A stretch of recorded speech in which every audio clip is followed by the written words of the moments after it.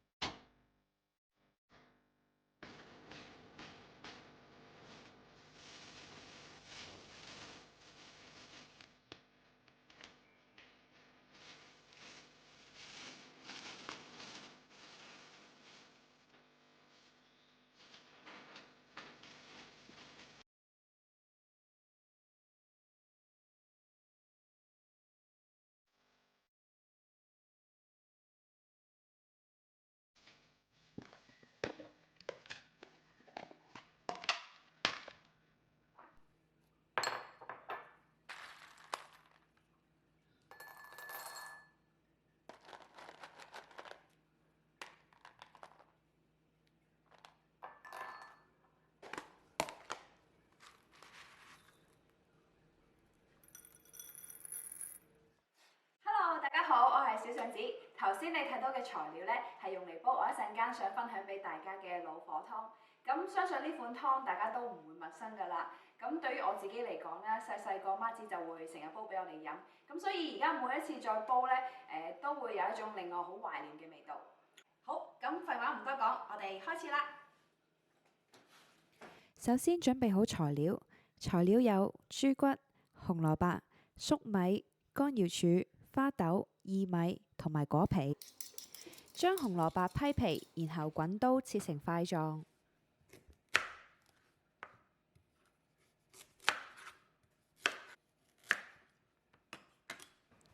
跟跟住我哋嚟處理粟米，將粟米鬚整走，然後切段。通常我會用手掹開啲粟米，如果想切成細嚿啲嘅話，就真係好考功夫啦。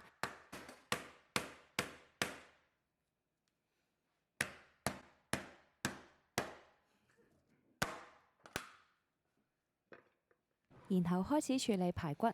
除咗呢種多啲軟骨嘅有嚼頭嘅排骨之外，其實筒骨或者係豬脊骨煲湯都好好飲㗎。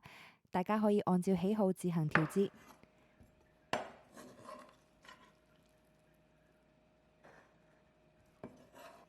切好之後就準備將排骨焯水啦。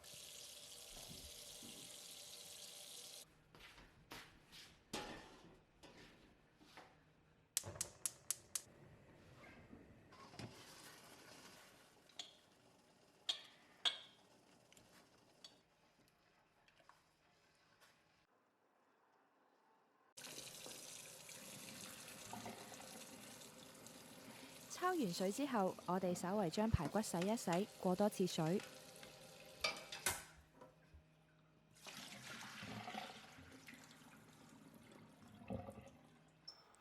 萬事俱備，而家就可以將所有準備好嘅材料一次過放入湯煲啦。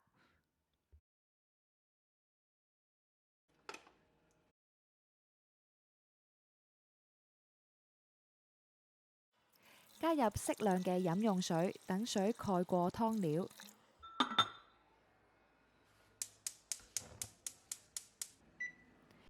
set 埋個攤，耐心等待就搞掂啦。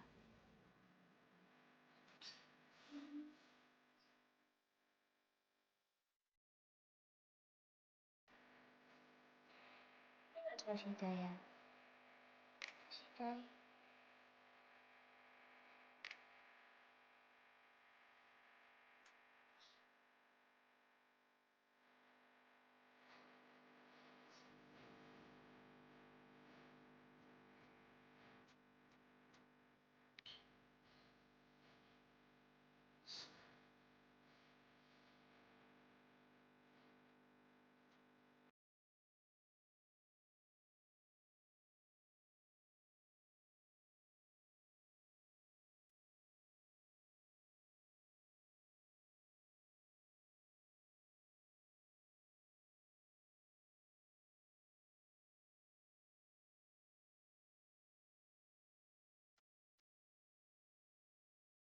可食無菜，不可食無湯。如果你中意我呢條片嘅話，請唔好唔記得俾個 like 我，同埋 subscribe 我 channel。咁嚟緊嘅影片呢，我都會繼續同大家分享一啲煲湯嘅小心得，咁大家記得留意收睇啦。我係小順子，係一個喺加拿大生活嘅廣州妹，我哋下條片見。